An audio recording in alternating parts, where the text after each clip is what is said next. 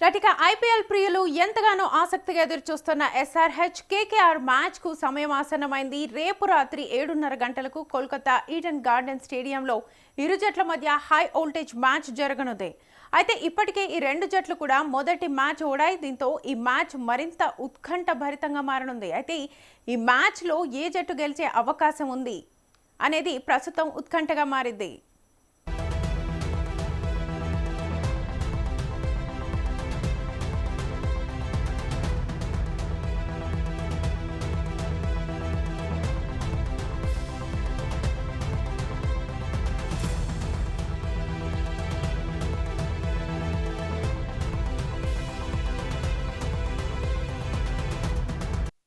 IPL ప్రియులు ఎంతో ఆసక్తిగా ఎదురుచూస్తున్న ఎస్ఆర్హెచ్ కేకేఆర్ మ్యాచ్ కు సమయం ఆసన్నమైంది. రేపు రాత్రి 7:30 గంటలకు కోల్కతా ఈడెన్ గార్డెన్ స్టేడియంలో ఇరు జట్ల మధ్య హై వోల్టేజ్ మ్యాచ్ అయితే జరగనుంది. అయితే ఇందులో ఏ జట్టు గెలవనుంది, పిచ్ ఎలా ఉండబోతోంది, వర్షం పడితే ఎలా ఉండబోతోంది అనే విషయాలకు సంబంధించి స్పోర్ట్స్ అనలిస్ట్ నరేష్ గారు మనతో పాటు జాయిన్ అయ్యారు. వారిని అడిగి డీటెయిల్ గా తెలుసుకుందాం. నరేష్ గారు,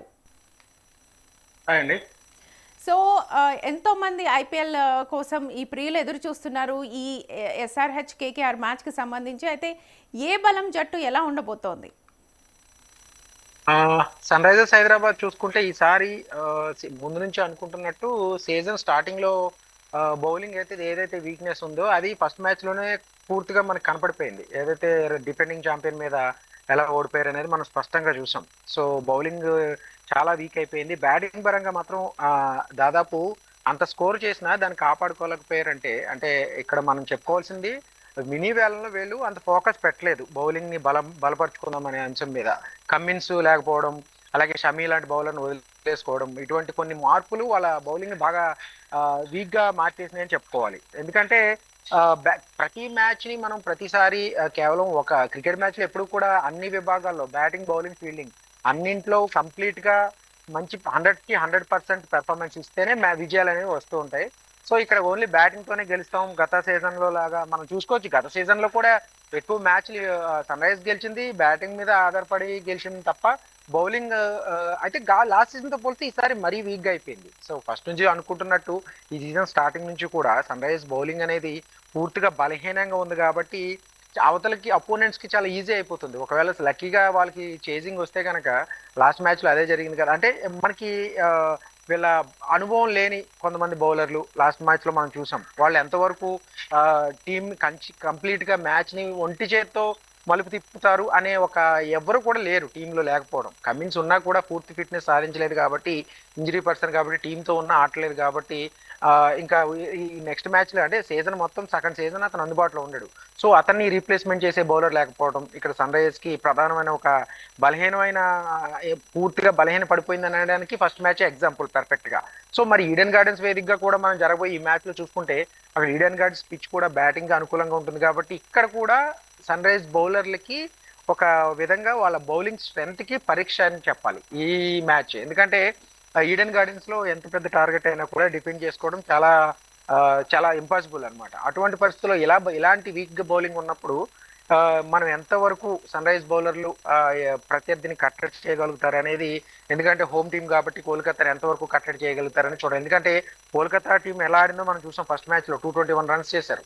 సో అటువంటి బ్యాటింగ్ లైనప్ కూడా ఉన్నప్పుడు మన వాళ్ళు ఎంతవరకు కంట్రోల్ చేయగలుగుతారు సన్ రైజ్ బౌలర్లు అనేది ఇక్కడ వాళ్ళకి రియల్ టెస్ట్ గానే చెప్పాలి. సో ఈ బౌలింగ్ మీదే, వాళ్ళ బౌలింగ్ ఇంప్రూవ్ అవడం మీదే సన్ రైజర్స్ విజయ అవకాశాలు అనేవి ఈ మ్యాచ్ లో వాళ్ళకి విజయాన్ని తెచ్చిపెట్టే అవకాశం ఉంది. రైట్ నరేష్ గారు, అలాగే మీరు అన్నారు కదా ఇప్పుడు పిచ్ బ్యాటింగ్ కి అనుకూలంగా ఉంది అని చెప్పేసి, ఒకవేళ టాస్ గెలిస్తే బ్యాటింగ్ ఎంచుకోవచ్చా, ఏం చేయొచ్చు అసలు? యాక్చువల్గా ఈడెన్ గార్డెన్స్ పిచ్ ఎప్పుడు కూడా పర్ఫెక్ట్ గా టీ20 అయినా వన్డే అయినా బ్యాటర్లకి ఎక్కువ అడ్వాంటేజ్ ఉంటుంది. చాలా ఫ్లాట్ వికెట్ ఉంటుంది ఈడెన్ గార్డెన్స్ లో ఎప్పుడు కూడా. స్పిన్నర్లు మధ్యలో ఒక రోల్లోకి వచ్చినప్పటికీ కూడా కంప్లీట్ గా ఫైనల్ గా అల్టిమేట్ గా ఏంటనేది బ్యాటర్స్ కి అడ్వాంటేజ్. సో అంత వాంకేడే ఒకటి, అలాగే బెంగళూరు చిన్నస్వామి ఒకటి, అలాగే ఈడెన్ గార్డెన్స్ ఒకటి, ఈ మూడు కూడా కంప్లీట్ గా టీ20 ఫార్మేట్ లో ఎప్పుడు అభిమానులు ఎక్స్పెక్ట్ చేసేది బౌలింగ్ పెర్ఫార్మెన్స్ లాంటివి కూడా బౌండరీలు, సిక్సర్లు ఎక్కువ ఎక్స్పెక్ట్ చేస్తారు. సో దానికి తగ్గట్టే ఐపీఎల్ క్రేజ్, స్ట్రెంత్, అది ఆ అట్రాక్షన్ పోకుండా ఉండాలంటే కొన్ని స్టేడియంలో ఏదైతే పిచ్లు ఉంటాయో వాటిని కంప్లీట్ గా బ్యాటింగ్ అనుకూలంగానే ఉంచుతారు, దాని ప్రయోగాలు చేసే పరిస్థితి ఉండదు. లాస్ట్ టైం కూడా ఈడెన్ గార్డెన్స్ ని ఎక్కువ సార్లు మనం చూసాం, హైయెస్ట్ స్కోర్ నమోదయ్యాయి. మినిమం స్కోర్ ఇక్కడ 180+ ఖచ్చితంగా నమోదవుతుంది. సో టార్గెట్ ని డిపెండ్ చేసుకోవడం అనేది ఇక్కడ, మీరు టాస్ గెలిచి బ్యాటింగ్ ఎంచుకుంటారా బౌలింగ్ ఎంచుకుంటారా అని అడుగుతున్నారు కదా. ఒకవేళ ఎక్కువ ఇటువంటి వికెట్ల మీద ఎప్పుడు చేజింగ్ వైపే ఎక్కువ అట్రాక్ట్ అవుతారు ఏ కెప్టెన్ అయినా కూడా. ఎందుకంటే ఆల్రెడీ ఇక్కడ మనం చూసుకుంటే రెండు టీమ్స్ కూడా మంచి బ్యాటింగ్ లైనప్ ఉంది. Of course compare with Kolkata Knight Riders, Sunrisers కి బ్యాటింగ్ అడ్వాంటేజ్ బాగా ఉంది. అభిషేక్ శర్మ కానీ, ఇషాన్ కిషన్ కానీ, క్లాసన్ కానీ, మనకి ట్రావిస్ హెడ్ కానీ, నితీష్ కుమార్ రెడ్డి కానీ, అలాగే ఒకవేళ లివింగ్ స్టోన్ ఫైనల్ 11 లోకి వస్తే కనుక ఇంకా యాడ్ అవుతుంది, ఎక్స్ట్రా ఒక బ్యాటర్ కూడా యాడ్ అవుతారు. కాబట్టి ఈడెన్ గార్డెన్స్ లో ఒకవేళ లక్కీగా టాస్ గెలిచిన జట్టు ఎవరు గెలిచినా కూడా చేజింగ్ గా తీసుకుంటారు. ఒకవేళ సన్ రైజర్స్ కి తమ బౌలింగ్ మీద మరి పూర్తి కాన్ఫిడెన్స్ ఉండకపోవచ్చు, అంటే వారి సిచ్యువేషన్ బట్టి, కానీ చేజింగ్ వైపే ఎంత స్కోర్ కొట్టినా కూడా ఖచ్చితంగా చేజింగ్ చేయడానికి అక్కడ ఒక పెర్ఫెక్ట్ 6 బ్యాటర్లు ఉన్నారు, అది కూడా T20 స్పెషలిస్ట్ కాబట్టి టాస్ గెలిచిన తర్వాత ఖచ్చితంగా వాళ్ళు ఫీల్డింగ్ చూస్ చేసిన వస్తుంది. At the same time opponent కూడా కోల్కతా నైట్ రైడర్స్ కూడా, వాళ్ళకి కూడా ఒక బ్యాటింగ్ లైన్ మనం చూసాం. రహానే కెప్టెన్ ఎటువంటి ఇన్నింగ్స్ ఆడాడు లాస్ట్ వాళ్ళ ఫస్ట్ మ్యాచ్ లో, అంత పెద్ద 79 రన్స్ అంటే T20 ఫార్మెట్. రహానేని సర్వసాధారణంగా ఒక టెస్ట్ బ్యాటర్ గా చూస్తారు చాలా మంది, కానీ ఎప్పుడైతే అంతర్జాతీయ క్రికెట్ కు దూరం అయిన తర్వాత అతను ఐపీఎల్ లో ఆడుతున్నప్పుడు టీంలో ప్లేస్ ఉండాలంటే ఖచ్చితంగా ఫార్మెట్ తగ్గట్టు ఆడాలి ఏ ప్లేయర్ అని కూడా, దాన్ని బాగా కన్వర్ట్ అయ్యాడు దానికి. సో రెండు టీంల్లో కూడా ఒక పెర్ఫెక్ట్ బ్యాటర్లు, T20 హిట్టర్లు ఉన్నారు. సో అది ఇక్కడ అడ్వాంటేజ్ అవుతుంది. టాస్ గెలిస్తే కనుక వాళ్ళకి ఖచ్చితంగా చేజింగ్ తీసుకునే అవకాశాలు ఎక్కువ ఉంటాయి. ఎందుకంటే డ్యూ ఎఫెక్ట్ కూడా ఉంటుంది. ఈ సమ్మర్ సీజన్ అయినప్పటికీ కూడా లేట్ నైట్ ఆఫ్టర్ 9:30, 9 o'clock, 9:30 తర్వాత బాల్ గ్రిప్ ఉండదు బౌలర్లకి. కొంచెం మంచు ఎఫెక్ట్, అంటే కంప్లీట్ గా పూర్తి స్థాయిలో ఉంటుందని మనం చెప్పలేకున్నా కూడా సమ్మర్ సీజన్ కాబట్టి బంత్ గ్రిప్ అయితే దొరకదు కాబట్టి బౌలర్లు ఇబ్బంది పడతారు. ఒక మ్యాచ్ విన్నింగ్ స్పిన్నర్లు ఉంటే తప్ప మాక్సిమం బౌలర్లు గ్రిప్ సాధించడానికి, అలాగే ఫీల్డింగ్ చేయడం కూడా ఇబ్బంది పడతారు కాబట్టి ఎక్కువ మంది ఈజీగా, అలాగే అవుట్ ఫీల్డ్ కూడా చాలా క్విక్ గా ఉంటుంది ఈడెన్ గార్డెన్స్ ఎప్పుడు కూడా. అంటే బంతి ఒకవేళ సర్కిల్ దాటిన తర్వాత చాలా ఫాస్ట్ గా మూవ్ అవుతుంది, బౌండరీలు ఎక్కువ వెళ్ళడానికి అవకాశం ఉంటాయి. సో 75 మీటర్స్ హైయెస్ట్ లెంత్ ఉన్నప్పటికీ కూడా ఈజీగా షాట్లు కొట్టగలరు. అంటే గ్యాప్ షాట్స్ దొరికిన బ్యాటర్లు ఎవడు కూడా ఖచ్చితంగా చేజింగ్ వైపు మొగ్గు చూపడానికి ప్రధాన కారణం ఏంటంటే అవుట్ ఫీల్డ్ చాలా క్విక్ గా ఉంటుంది కాబట్టి ఎంత పెద్ద టార్గెట్ అయినా, అంటే మరి 250, 260 అయితే చేజ్ చేయలేని పరిస్థితులు అయితే అన్నిసార్లు వర్కౌట్ కాదు కాబట్టి మాక్సిమం 200 to 220 వరకు కూడా ఈడెన్ గార్డెన్స్ చేజ్ చేయొచ్చు ఆ పిచ్ పరిస్థితిని బట్టి. ఓకే నరేష్ గారు, అలాగే ఇప్పుడు వర్షం ఒకవేళ పడితే ఏంటి పరిస్థితి? యాక్చువల్గా వర్షం మనం చూసాం మొన్న గువాహటిలో మ్యాచ్ కానీ, ఎస్టర్డే లాస్ట్ నైట్ మ్యాచ్ లో కూడా వర్షం అనేది కాస్త, ఇది సమ్మర్ సీజన్ కాబట్టి బీసీసీఐకి ఎప్పుడు ఇటువంటి పరిస్థితి ఉండదు, కానీ కొన్ని వాతావరణ మార్పులు మనం రీసెంట్ గా హైదరాబాద్ లో కూడా వర్షం ఎలా పడిందో చూసాం. అటువంటి అనూహ్యమైన పరిస్థితులు వస్తే తప్ప వర్షం పడితే మాక్సిమం ఐపీఎల్ ప్రధానంగా అభిమానులు అట్రాక్ట్ చేయడానికి, వాళ్ళకి స్టేడియంకి వచ్చిన వాళ్ళకి నిరాశ కలిగించకుండా మాక్సిమం కట్ ఆఫ్ టైం ఉంటుంది కాబట్టి 10:45 వరకు, 11 o'clock వరకు కట్ ఆఫ్ టైం ఉంటుంది.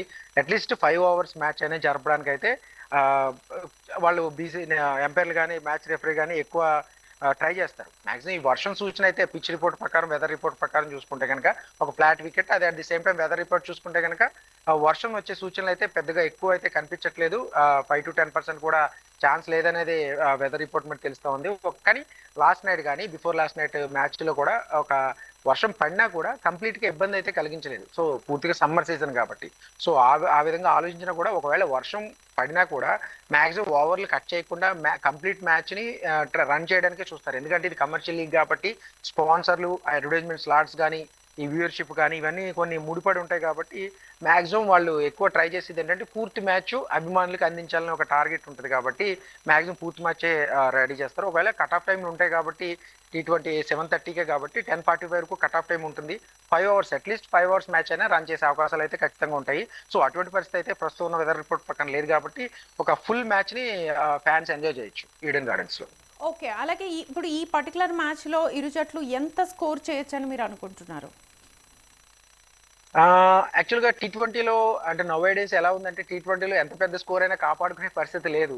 మన లాస్ట్ మ్యాచ్ లో కేకేఆర్ కూడా వాళ్ళు 221 రన్స్ కాపాడుకోలేకపోయింది. ఎందుకంటే అది పిచ్ బ్యాటింగ్ కండిషన్స్ కావచ్చు, వాళ్ళ బౌలింగ్ బలహీనత కావచ్చు, ఇవన్నీ కొన్ని పరిగణలోకి తీసుకుంటే కనుక మినిమం 200+ ఇటువంటి వికెట్ల మీద ఏదైతే చిన్నస్వామి స్టేడియం కానీ, అలాగే వాంఖేడే కానీ, అలాగే ఈడెన్ గార్డెన్స్ కానీ ఇటువంటి పిచ్ల మీద at the same time Uppal stadium అయినా కూడా 200+ టార్గెట్ లేకపోతే కనుక ఇక్కడ సైకలాజికల్ అడ్వాంటేజ్ ఉంటుంది. 200 టార్గెట్ 200+ టార్గెట్ మనం అపోనెంట్కి ఇస్తే కనుక ఒక సైకలాజికల్ అడ్వాంటేజ్ ఉంటుంది.